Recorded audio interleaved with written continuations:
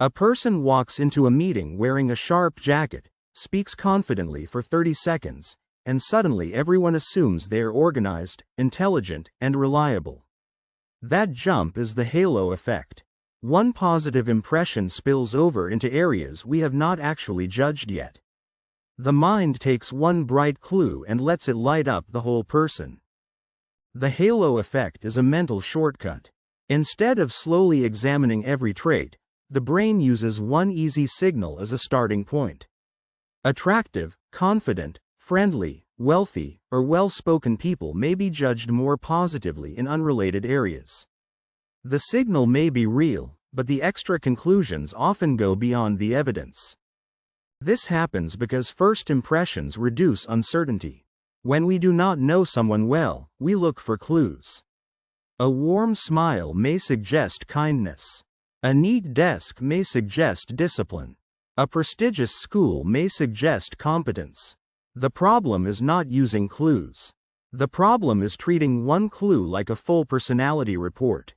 The effect shows up in hiring. An interviewer may like a candidate's confidence and then rate their problem-solving, teamwork, and leadership higher than the answers deserve. Another candidate may be quieter but more capable. If the first impression becomes too powerful, the interview becomes a confirmation exercise instead of a fair evaluation. It also appears in school.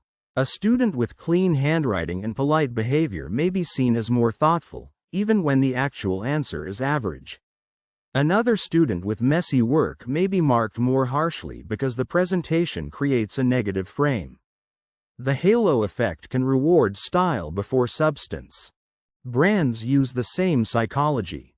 If one product from a company feels premium, people may expect the next product to be good before trying it.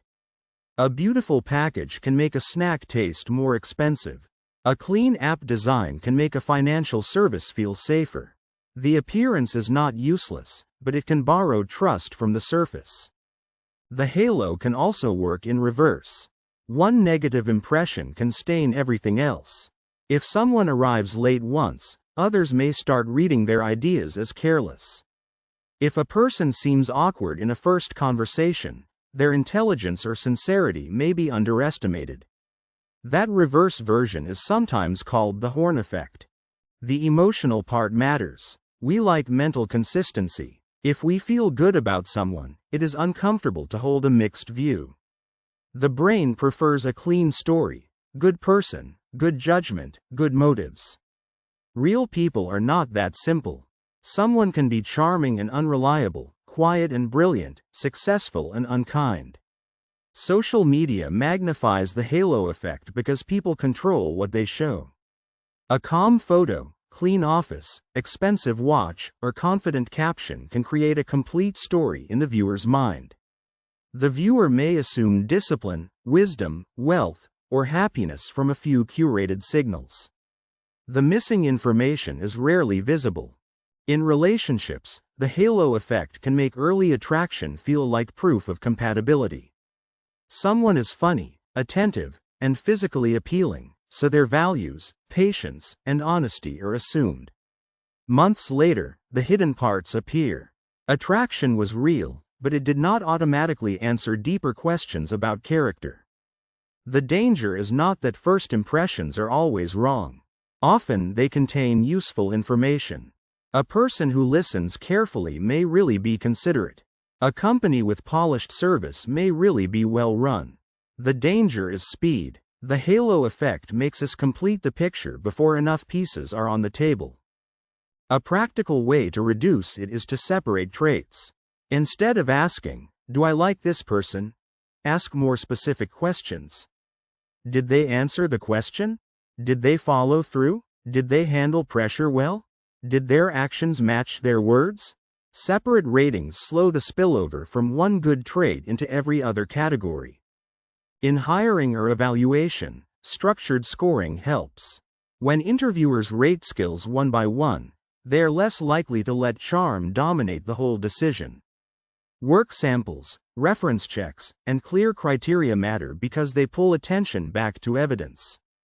The more vague the evaluation, the more room the halo has to grow. In personal life, Time is the best test. A halo is strongest when information is limited. Watch how someone behaves when plans change, when they are disappointed, when they owe an apology, or when there is nothing to gain.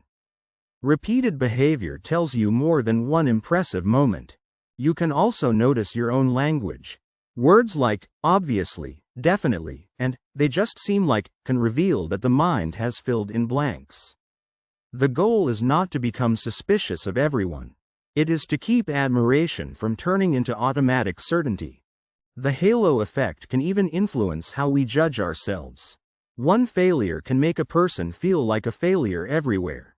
One compliment can make them overconfident in areas they have not practiced. Self-judgment also needs separation. A bad presentation does not mean a bad career. A good day does not mean every choice is wise.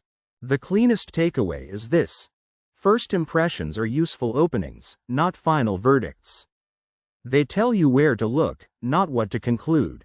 When one positive trait starts making everything else look positive, pause and ask what you actually know. That small pause can protect decisions in work, money, friendship, and love. The halo effect becomes less powerful when evidence is allowed to stay mixed. Someone can be talented and difficult. A product can look premium and still be overpriced. A partner can be exciting and still not be safe. Seeing people and choices in parts is slower, but it is much closer to reality. The halo effect is especially risky when the stakes are high and the evidence is thin. A famous founder may sound visionary, so investors overlook weak numbers. A charismatic leader may feel inspiring, so employees ignore poor planning. The first glow makes doubt feel rude, even when doubt is exactly what the decision needs. One protection is to ask for disconfirming evidence. If someone seems brilliant, look for moments where their judgment was tested. If a product looks premium, read what happens after months of use. If a partner feels perfect, notice how they handle frustration. Good evidence can survive being questioned. Teams can reduce the halo effect by separating observation from interpretation. Observation says, they answered quickly. Interpretation says, they must be competent. Observation says, the office is beautiful. Interpretation says, the company is well managed. Keeping those apart prevents the mind from turning small facts into large assumptions. The halo effect also explains why disappointment can feel so sharp.